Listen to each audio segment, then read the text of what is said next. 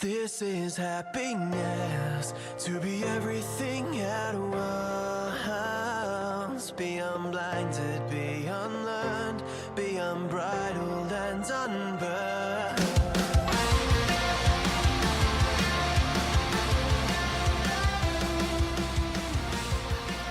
Hey everyone, and welcome back to a brand new episode of Mood Prep. My name is Dave Nixon, and to start the first full week here in 2019, first full week, I'm actually going to steal a quote, although I'm sure it's been used by many people over the years.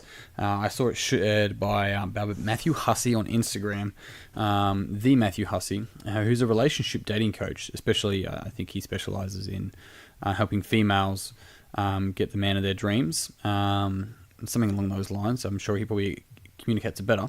Either way, he says, your value doesn't decrease based on someone's inability to see your worth. Now, this is a really interesting thing, and this is maybe it's topical for me. Over the years, it would be definitely topical for a lot of people. The amount of time, and we actually taught this at our youth, by the way. I'll come back to that in a moment, but the amount of times that we catch ourselves like seeing our worth depending on whether somebody actually gives us praise or not, right? It's just like, oh, I don't even care for more money. I just want them to know that I'm doing a good job, right? This is an external reference, right? It's a meta program as opposed to internal reference of like, I'm doing a good job. I don't need you to tell me. Like, those two people have just been effectively brought up differently with different values. Which one's better? Which one's worse? Neither. Because I think I'm doing a good job, but in reality, my team thinks I'm a dickhead. Or maybe I'm like, oh, I need other people to tell me, but when I'm doing a good job, but when I actually take on and believe in myself and trust in myself, I produce quality work that people love and that I love doing. And I don't even care if people love it because I love doing it, right? There's a couple of different frames of reference for you.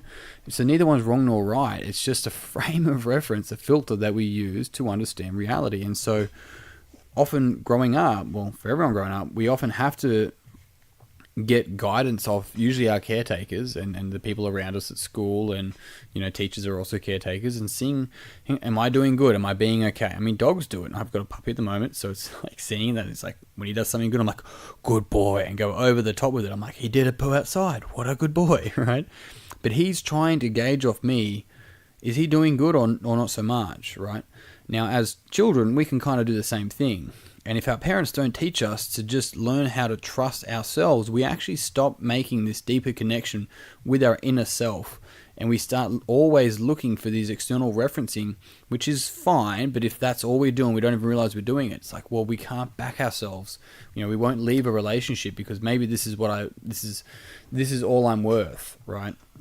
And you don't even like the relationship because you feel like shit. But hey, that's where your self-worth lives. And so when we move to a space where we understand that our value as a human being just doesn't decrease, right, based on somebody else's ability or inability to see that worth, that's got something to do with them. Now, people can go, this can go too far. Of course it can go too far. You can get assholes, and people that are literally assholes to other people, still subjective, but let's play along, that in that space, they're like, I don't care if you can't see what I'm worth. And it's like, well, you're not very helpful. All you do is take selfies. Like, it's nothing against selfies as a generalization, but if this person's not contributing in any other way and they're going around and ragging on other people, let's just using that kind of person as the example, then, and they're going, you can't see my worth. It's like, whatever, like maybe I can't. Like that person, even as annoying in the light that I just try to paint them, like that person still has this inherent beauty and worth within them, right? The expression is different than the next person. Is it right? Is it wrong? It's neither. And that person is working through their own human conditions and life conditions as well. And when we can see that, and we see that our judgment of that has got to do with our self-worth and our own condition, and that's when we really start to realize that when we only judge people when we ourselves feel insecure or inadequate.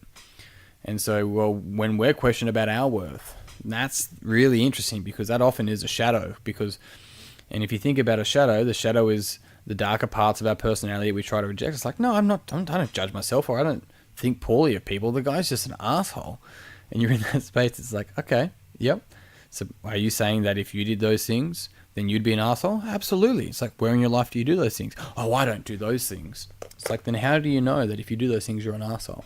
You probably do them to yourself. So interesting sort of stuff. I mean, like, the self-worth conversation is really fascinating. It kind of can become corny, and I think, especially for me, moving through the, I don't know, personal development space, if you want to call it that, like the whole self-worth and self-love kind of conversations were just like so fucking corny. I could never sort of get onto it. I knew I wanted to, and that there was worth behind it, lol, but I just couldn't quite get there until, for me, I found a couple of things that really landed, and it was just simply understanding that as the human being that I am here today, is that I do deserve abundance, I do deserve love, I do deserve a family, I do deserve all those things. And I also don't deserve it at the same time, which is interesting because it's not about sort of counting myself or discounting myself in that space or mismatching myself. What that's about is being able to be like, well, I both deserve and not deserve it. It's neither. I get to choose how I want to show up in this world and how I want to be able to give and how I choose to have the universe respond and treat me. And that's a big thing, is that we teach people how to treat us based on how we treat ourselves. That's really important to understand. We teach people how to treat us based on how we treat ourselves. And so oftentimes, if you want people to treat you differently, then hold up a mirror.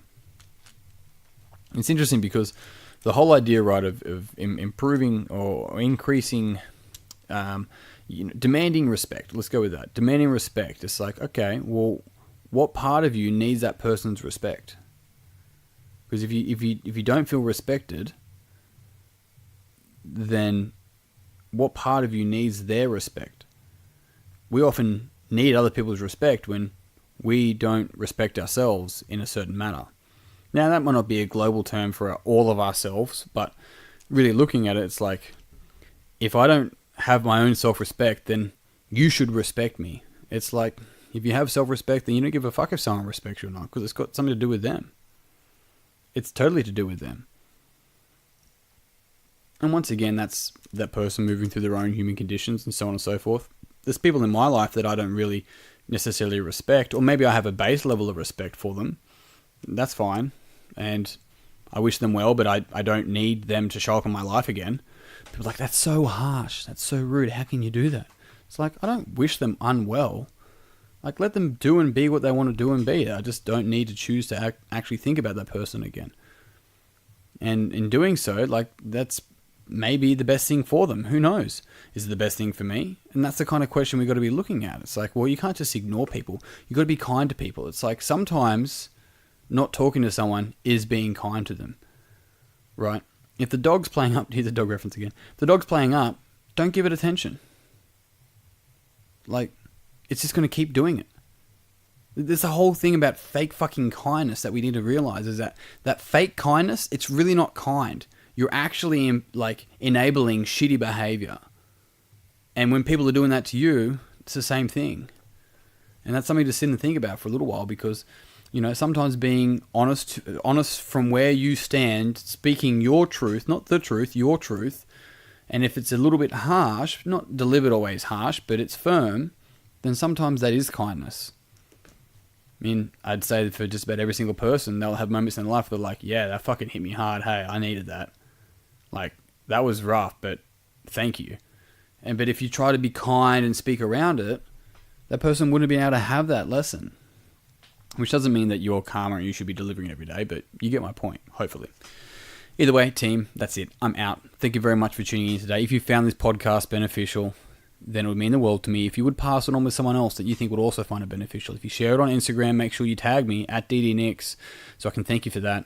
Otherwise, if you haven't already, jump on Facebook, search Mood Prep Online, and rock and roll from there. Otherwise, I'm out. Until tomorrow, peace and pizza, kick today in the dick, slay the dragon. I'll see you soon. To be everything at once, be unblinded, be unlearned, be unbridled and unburned.